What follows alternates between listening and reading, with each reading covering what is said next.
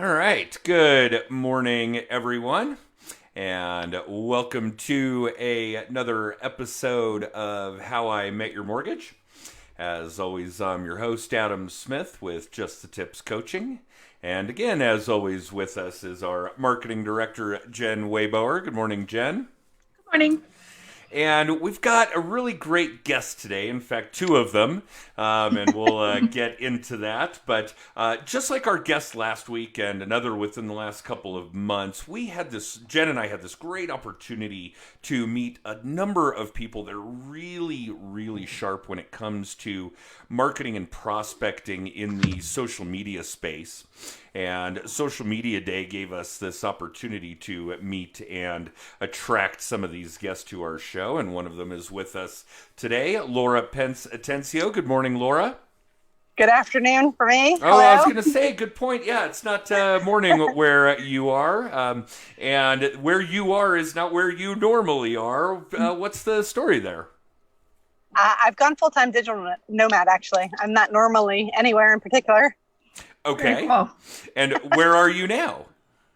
We are in Royston, Georgia. Royston, Georgia, where it is in the Eastern time zone and half noon. Very cool. So, Laura, from what Jen and I gathered from listening to you present at Social Media Day, obviously, is that we've really kind of latched on to your expertise when it comes to Twitter. Yes. And I know that hasn't always been your area of expertise, the genre that you spend time in. Give us some background. Where did this all start for you? Interestingly enough, I actually started marketing in social media because I was a financial advisor back prior to 2009. I lost my job along with everybody else in that crash there.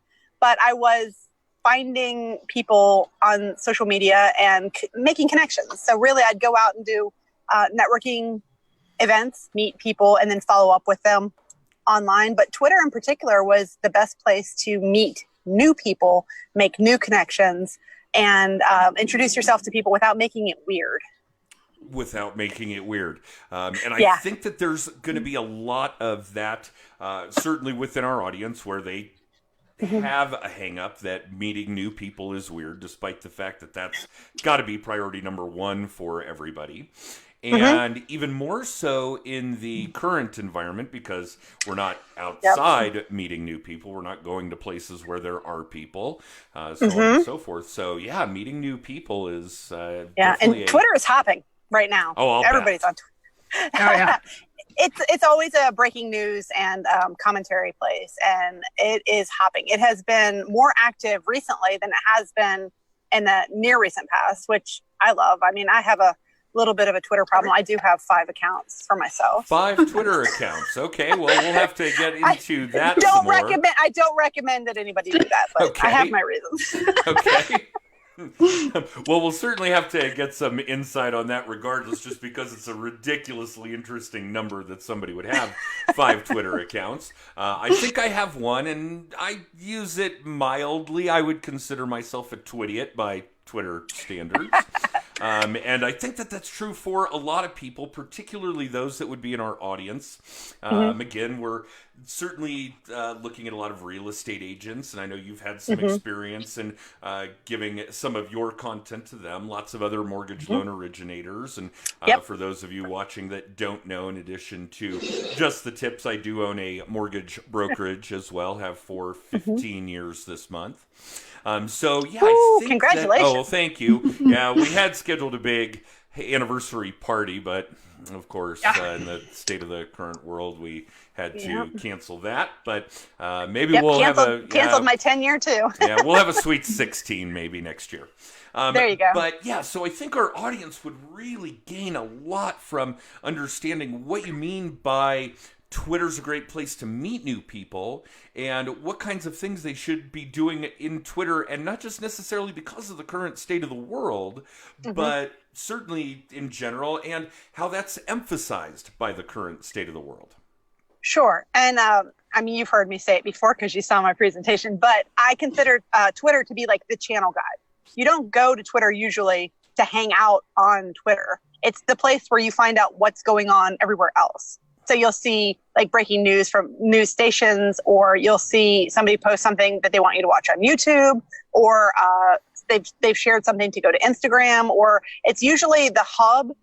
There's a lot of blog articles shared there, so you can find real meaty content, but you just get the preview. So you go there and figure out what you want to see, and then you go look at it.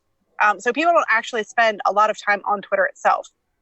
But as far as meeting people, if you know that there are people, specific people that you want to connect with, you can find them on Twitter, assuming they're there. If they're not there, then I can't help you. Okay. But if they're there, well, you put them on a list and make it private so only you can see it. And then you check in on them. And if they tweet something interesting, you can retweet it, like it, make a comment on it. Basically take whatever their normal followers are doing and take it one step up so that they become familiar with you, know who you are. And following people on Twitter is not reciprocal. You can follow someone and they do not have to follow you back. And it's not weird.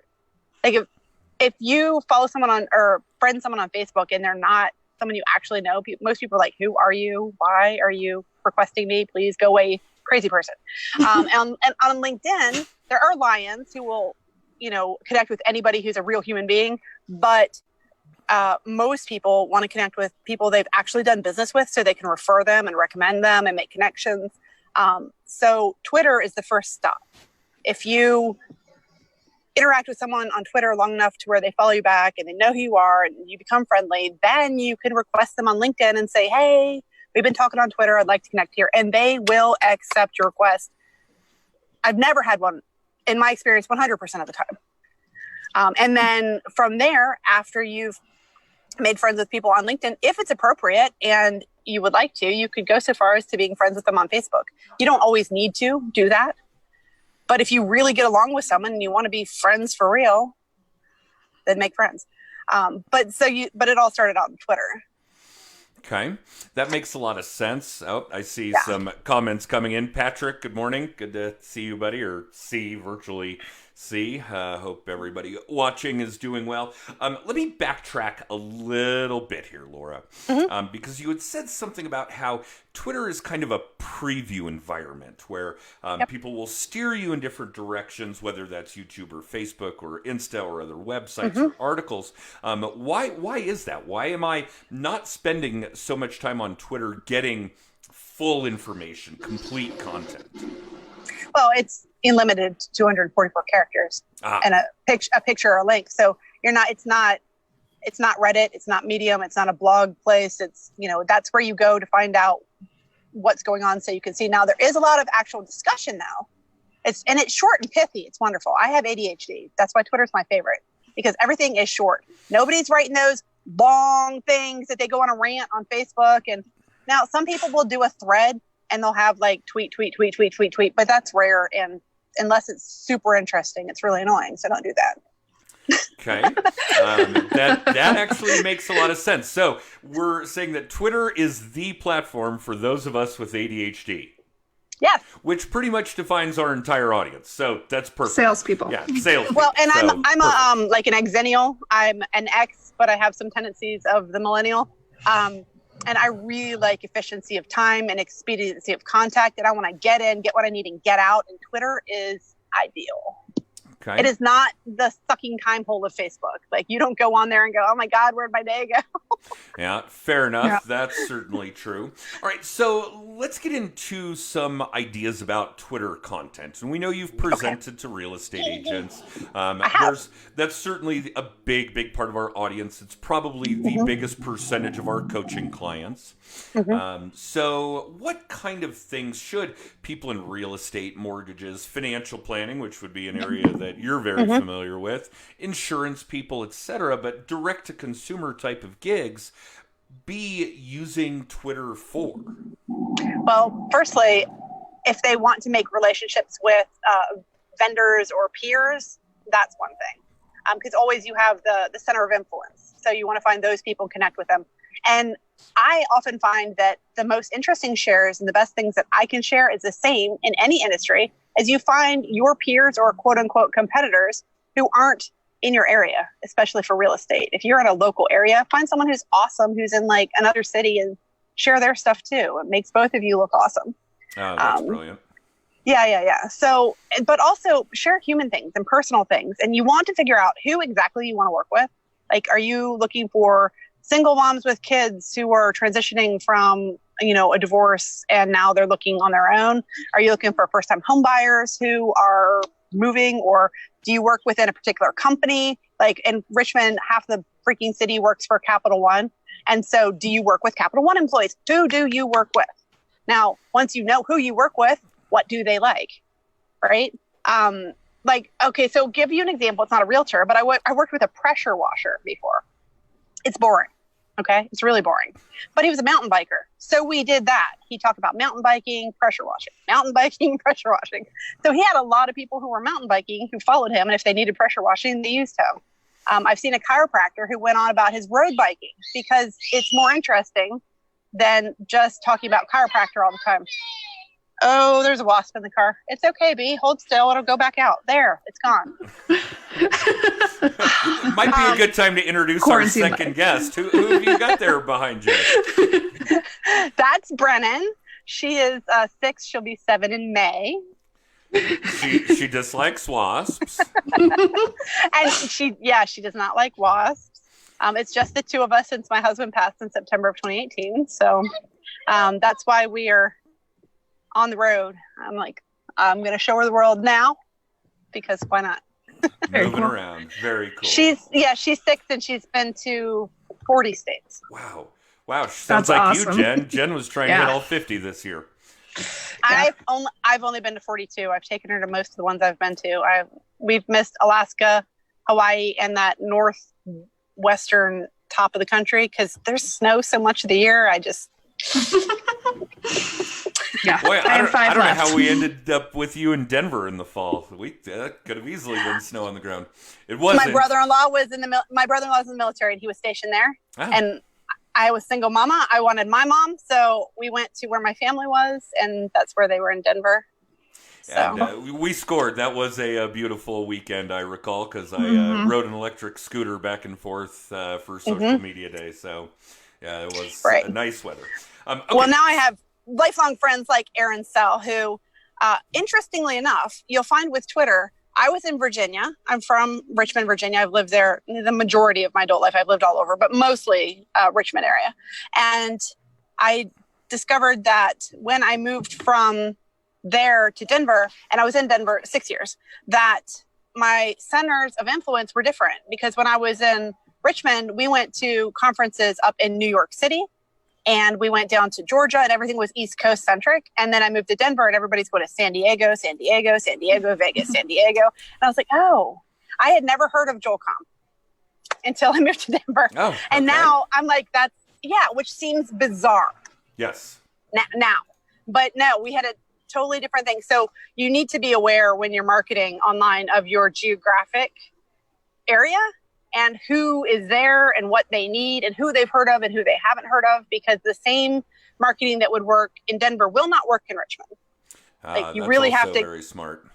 Yeah, you have to keep in mind your local people, which is also one of the reasons why I'm traveling. I like to know more about more people. Well, and obviously audience is a big deal in this arena. And you had said something that really made me think about this. And Jen and I do have a very robust, I know my team is laughing at me right now for using that word, a very robust belief it's a wine. in fine-tuning your audience. Your Facebook account is limited to 5,000 friends. Are those 5,000 people really the people that would be in your audience? Friends and family aside, obviously, but are these people that, are potential clients, leads, advocates, etc.? And obviously you can really do that in any platform, including Twitter. So Twitter's a great opportunity actually to fine-tune that audience. And you had mentioned that it can be a precursor to Facebook. It can. Well, and the other thing, people, I think they get a little bit wrapped up in Twitter and numbers. And like you said, 5,000 Facebook friends, which I bump up against all the time. But in Twitter, it's actually, I've had a lot of attrition. I didn't do a lot of tweeting for the entire year after my husband passed. And I about 5,000 people disappeared. I don't know where they went, but I'm not worried about it. Because I think it's about 112,000 people now. And people look at that and think, oh, of course you're getting traction from Twitter. You need all those people. But no, the more people you get, the less interaction you get percentage wise. So as a macro influencer, it doesn't really matter. But at about 1,000 people is where influence starts to go down. So people get all focused on these numbers. Oh, like I need, 100,000 followers. No, seriously, 250 would be better. And I mean 250, like not 1,000. Right, 250. Right. Because if you have the right people with the right connections and you are top of mind for those 100 people, 250 people, you really don't need more. So I've seen local businesses paying to get more subscribers here or there. Never ever pay for followers on any platform ever. It messes up your data. It messes up your analytics. It thins it ruins your community. It's all bad things. Okay. So I'd rather see a community of 100 that is actively engaged and that, 80 of those people are talking than I'd rather see 100,000 people and you've still got 100 people talking. Okay. And there was something else you said that I think is really important to kind of drill down on, speaking specifically about the power washer mountain biker. Yeah. And yes, power washing is not an exciting avenue. It's not a thrill sport by any means. Mm-mm. But that's also true of real estate and mortgages and financial planning and insurance and a lot of our audience and where Just the Tips clients fall into. We don't have exciting business-related content. So we... okay. You could. It's got to be kind of peripheral. Okay. Well, it's got to be peripheral. Absolutely. So what would people be doing in their house, and what can you show them that would be home related that is awesome, like organization? Like think Pinterest here. Okay. Pinterest should be your best friend in real estate, and then you can get people to look at it from Twitter. Fantastic. But so do blog articles that are solid. Put them in Pinterest, and now you'll get an audience and followers from all over in Pinterest, and you don't necessarily need them. But if you ever want to monetize outside your direct, what you're doing with your real estate, you might accidentally get yourself an audience there. Okay. But people want to know, like, what do you love? Do you love cooking? Are you all about the kitchen? And you could say, I'm realtor for people who cook like a chef. Like if you are all about the kitchen, I'm your person. Right. And then do a lot of demos of the kitchen. Or, if you're all about like, what is the thing that you connect with as a human being that you can share passionately with other people? Because step one is to be memorable. If they don't remember you when they need a realtor, they're not calling you.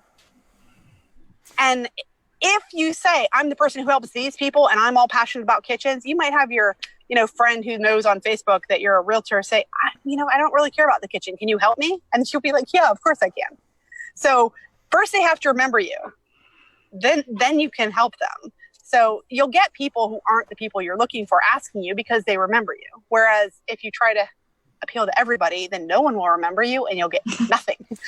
Right. So a big piece of this puzzle, in Just the Tips terminology anyway, is that the who you are, what you're about, what you're into, what you're like is way more important than the what you do. And particularly when it comes to building this community online, so that you're attracting like-minded individuals, people that are into the things you're into, that you're actually repelling people that you wouldn't want to work with anyway. Yes. And thank God. Yeah, that's such a big deal to us. So give us some hard ideas. What should people be doing?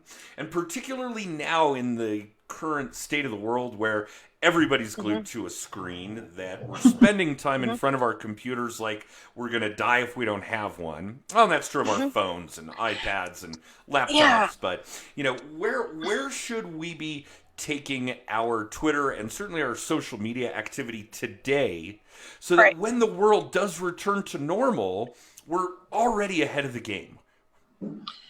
First, I would say don't worry about what anybody else is doing except the people who you want to watch. Like, don't worry about what this person over there, that person is. You need to figure out what is your talent. Like mine is creating order out of chaos. And everything I do, spreadsheets, flowcharts, social media plans, strategy. That's what I do. Chaos, into order. So what is your God-given talent? What can you do? And then how can you express that? So if, that's why people are like, what should I post? I'm like, who are you? What do you do? Like, what's your hobby? Do you go to church? You can share that. And if people are like, oh God, it's religion, people will run away. Do you want to work with people who go to church or not? It doesn't matter to me. I mean, if you don't care, then don't share that. If you would love to help all the people in your church community, then how will they know if you don't tell them? So it's about who you are and what you do and what's important to you. If you want to be the realtor for like kindergarten moms, then you need to share things that let people know that you're relatable. So crafts with your kid, do you cook? Share that. It's really, who are you? Like, get in front of the camera and share yourself. Be a human being and help other people. So when I was in financial advising, the big deal was making relationships. I did not talk about what I did at all. I went to networking events and I asked other people, who are you? What do you do? How can I help you? And I kept them talking. Yes. We and then refer to that as net weaving instead of yes. networking, but yes. Okay. So you go, you find out, who are you? What do you do? How can I help you? Then you help them. And then they say, oh my God, thank you. What can I do for you? And then you say, oh, here's what I do. And then they would say, of course, oh, I already have a financial advisor. And this works for realtor too. And you say, yes, of course you do, because you're successful. And I would expect that you do. But who do you know who's going through one of those life changes, marriage, divorce, graduation, who would need my services? Could you introduce me to 5 people who fit these criteria? And then they would make a warm introduction. And then I had clients. It's that easy. So you're finding the people you can help on social media, find out what they need, give it to them. And I can't tell you what that is because they're other people. and it's going to be a wide gamut of problems to solve. Yes. And the thing is, people are like, well, that takes a lot of work. I'm like, it is, which is why nobody else is doing it and why you will be remembered and why you will get referrals. It worked like amazingly. Well, and we're all sitting here in front of the computer doing work now anyway. This is great work to be doing right now. Yeah. So I do say create branded content that has, do write about problems that people you work with ask a lot. Like if a question you get a lot of the time is, what is a swamp cooler? Like if you help people who relocate out of Colorado, what is a swamp cooler? How does that work? Well, write about it. Let them know. Because I'll tell you what, being from the South, I had never heard of that, or if it's common, if there's something common, you get asked all the time, write it up, put nice pictures in it, put it on your blog, share it in Pinterest, share it on Twitter, because that establish you as an expert, because people are going to research you and read up on you and see what you've got before they want to work with you. Because really, especially with real estate agents, you want to know, did they just get their license or they've been doing this a while? I've had people hire me who said, oh, I was following you for 2 years, 5 years, even one time before I hired you. But it was just a matter of the conversation because I've read all your stuff. I've seen all your stuff. I know that you know what you're talking about because I read your blogs. So do put content out there that establishes you as an expert, but then be human on social. Okay. It's so the mix. I talked about the mix. It's 70, 20, 10. You can share 70% of stuff that's useful to your people that you didn't write, like peers, competitors from other areas, and say, oh, this is super useful. I thought you would like it. Share that. And then on 20% would be your branded useful content you created, your articles that you wrote that answer a need your clients have. And then 10% is the look at me, I have a house showing, or I just closed something, or look at these happy people, or anything that would be promotional.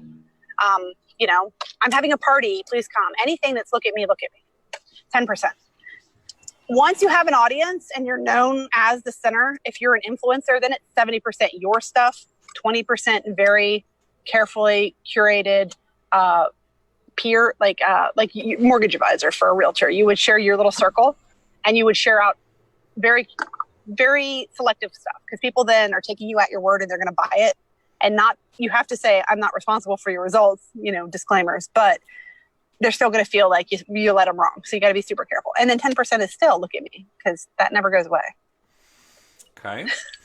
And tell us, and it's amazing to me every time we do this, how quickly our time flies by, but tell us what you're doing right now to assist people with this social media work.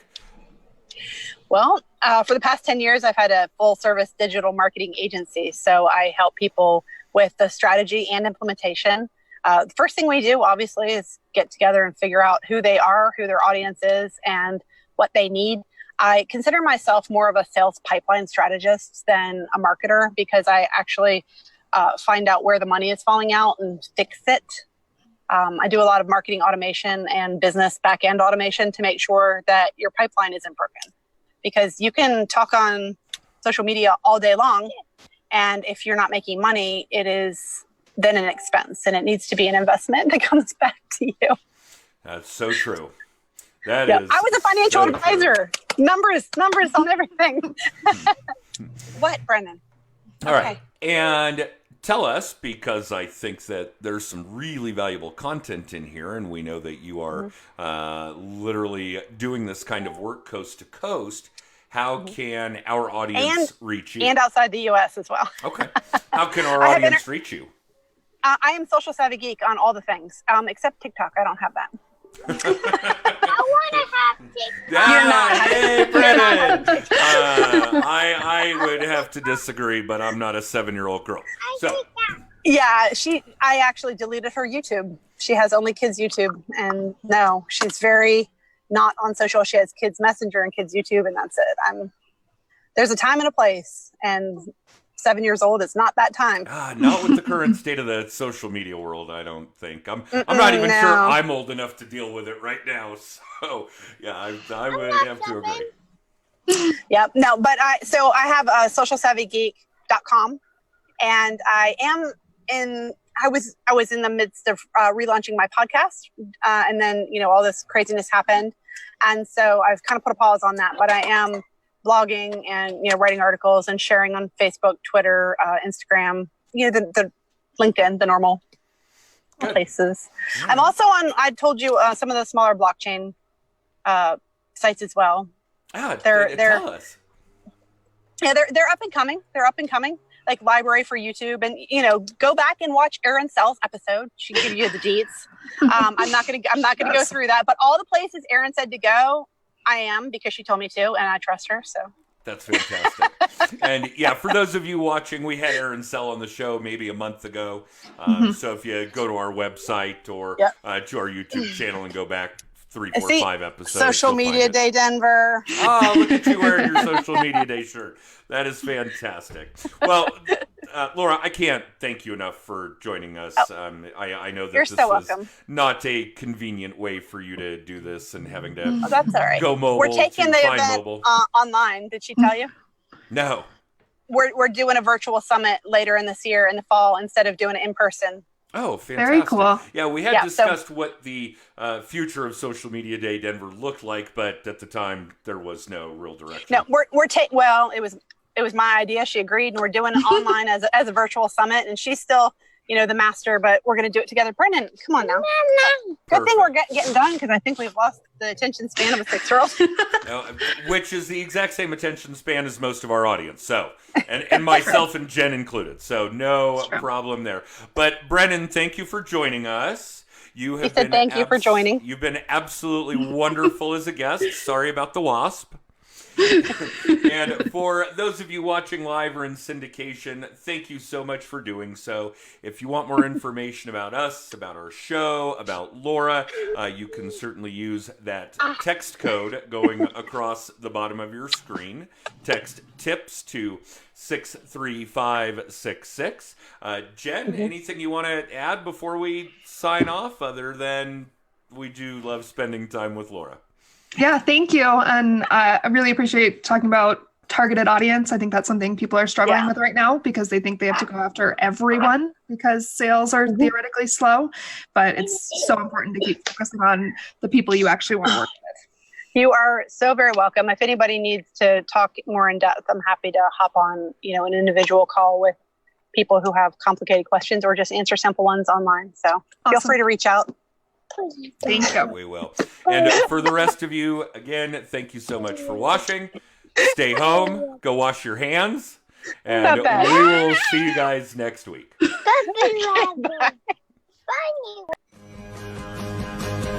Oh, thank you. That was fantastic.